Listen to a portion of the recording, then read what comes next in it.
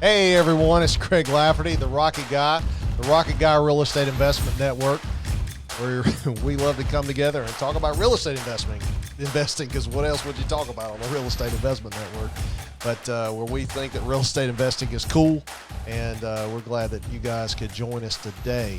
So today I want to talk about kind of an interesting subject. Let's talk about the difference between single family and multifamily properties that I've seen over the years. Of course, everybody can say, well, it's easy, Greg. You got one, single, family, single, one, multi. Let's break it down, people. More than one, multi, two or more, right? Single family, multifamily, that's all great. And they each have their pros and cons, right? So I want to kind of dig into that a little bit and help kind of understand some of the things that I've learned over the years as I've dealt with both sides, because they are unique and present their own challenges, but there are rewards in each one of them uniquely as well. Now, I want to dig a little bit into the residential side just a little bit today, because a lot of people start in real estate in the residential space. There are people that they've gotten exposure and education, all kinds of things, and they can start in the commercial. But a lot of people who are just kind of struggling, just starting out, trying to feel their way in real estate, they go with what they know. And what they know is, I live in a house, right? I live in a house. I live in an apartment. This is what I live in. So I'm going to go with what I know. And I know houses. I can buy a house, right? I grew up in a house. I grew up in an apartment, whatever. I know residential. Not sure how an office building works, okay? I'm not going to go buy the Empire State Building on my first real estate transaction. You're just not going to do that, okay? Maybe you will. So if you did in the comments, please let me know, but probably not. So let's kind of delve into that, because I get asked all the time, hey, Greg, how did you start out? What was your first deal? How did you go from single family to multifamily to apartments to doing different things? How did that kind of evolve? What did you learn about each one? Which one do you prefer? I get that a lot. Which one do you like the best? So let's kind of peel it up, because after 20 some odd years of doing this, there are some things, some differences and some commonalities in the single family versus multifamily. So let's kind of dig into that just a little bit and kind of get your exposure, because I know that in the back of your mind, you're sitting there doing the same thing, right? Well, I'd really like to do this, but then maybe I want to do this other thing. Where should I start? I get that a lot. Where should I start? I'm like, well, start at the beginning, like do something, right? That would be a great place to start. So let's talk about single family, because a lot of people, hey, they grew up in a house. They know what a single family house is. Maybe they already own their own home, and now they're starting to think about investing. And so in a single family world, it has some unique characteristics different than the multifamily, right?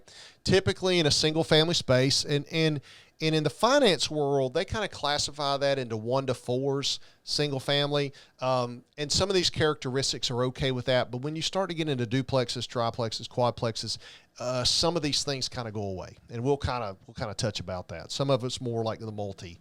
But in a single family, I typically get fewer maintenance calls from my single family tenants. They kind of come out on the front porch and they go, man, this is all Greg owns. He's kind of saving for a rainy day, maybe to help his family, whatever. I'll take care of that. I'll change the light bulb. I'll sweep the porch. I'll mow the grass. I'll take care of these things. I don't really need to call Greg on a Sunday afternoon to come plunge my toilet. I can do that. Okay. So there's that kind of aspect where they sit there and go, this is kind of all he owns. It's right here. They don't have to know that I own the 1-2 doors down and 2 blocks over and other things like that. I own 20 all around them. They don't have to know all that because when I show up to service them, or my crew shows up to service them, we don't really talk about all that. Okay? They don't have to know.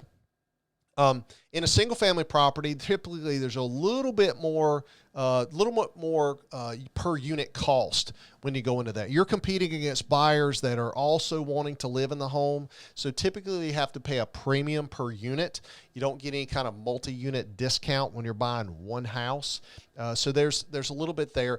However, you can get some better financing on 1 to 4 single family. So even up to like 97% loans, things like that, FHA qualify on the single family. So even though you might pay a little bit more, your actually cost out of pocket or cash out of pocket might be a little less in a single family, which is kind of interesting.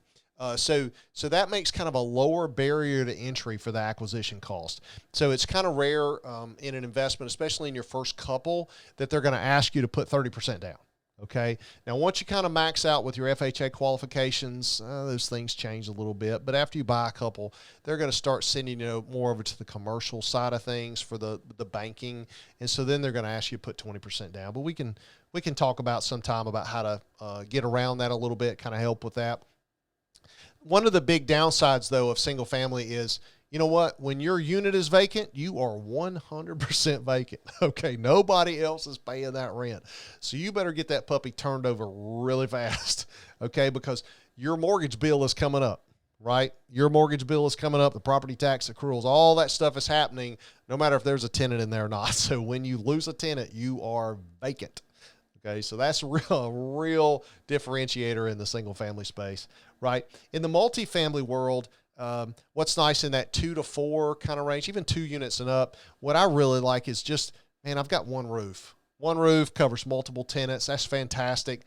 If I show up at a property, I can take care of multiple tenants' needs in one trip.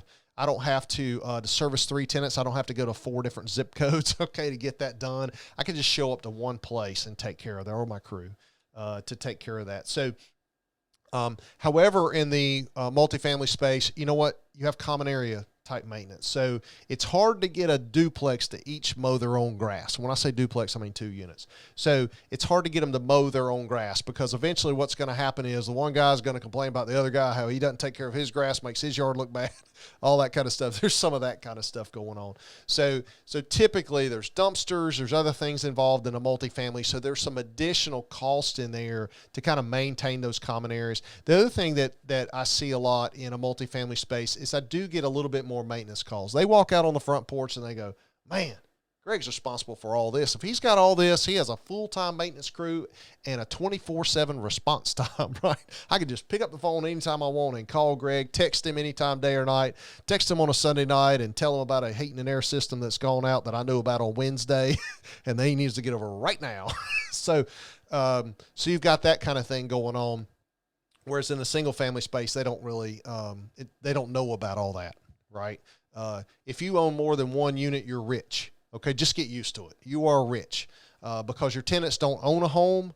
So because the fact that you own 50, you're rich. It doesn't matter how many bills you have to pay, doesn't matter anything, but you are rich and you need to come fix this for them. Okay? That's just how it is. Just get used to it.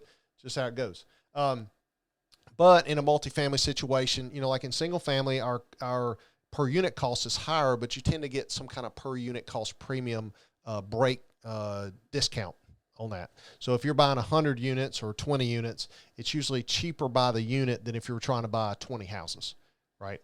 The other thing that's interesting is that in the multifamily space, it's based on the net income of the property. And we'll go through this at some point, but it's called net operating income. So the valuation is based on that net income. It's really not based on, hey, look, Sally bought a house just like mine. She paid this, and that's what mine is now worth. No.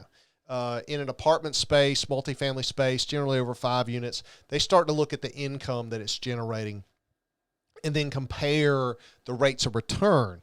So if I want to be competitive and I want to get a strong valuation, strong price on a resale, I want to sell my property, then all I have to do really is kind of manage that income and expenses, right? And once I drive that net profit up, then my valuation goes up. So that's kind of unique too. Whereas in a single family space, it is kind of comparable based on square footage, number of bedrooms and baths and garages and other things like that. So that's a little different. And over in the multifamily space, you're buying and selling to and from investors, a little bit more professional type transaction, and very mathematically oriented. When you're dealing in the single family space, you're buying from maybe other investors, but typically end user sellers. And you're selling to investors and or end user sellers. So sometimes there's a little bit more emotion driven in those buying and selling transactions. So in the multifamily space, though, there's going to be a larger capital requirement, right? There are some programs that that give better lending programs than others, but typically you're going to be expected to come up with 20 to 30% down, give or take, and so it's going to take a little bit of cash there, right? And the deals are bigger, just more commas and zeros. That's all it is. It's just numbers. It's just money. Okay, but they are bigger. Might even be able to pull together partners and put together a joint venture or that kind of thing to kind of put together a plan for that. We're going to peel back some of these things in future segments and kind of dig a little bit deeper into multifamily and dig a little bit deeper in single family. Maybe we broke into some commercial, but I really thank everybody for tuning in today and joining us here at the Rocket Guy Real Estate Investment Network, where we're talking about real estate investing and how to improve yourself and get financial literacy around real estate investing so that you can then go and tackle your why and help your why get stronger. So come back and join us next time. I really appreciate your time. Take care. Have a great day.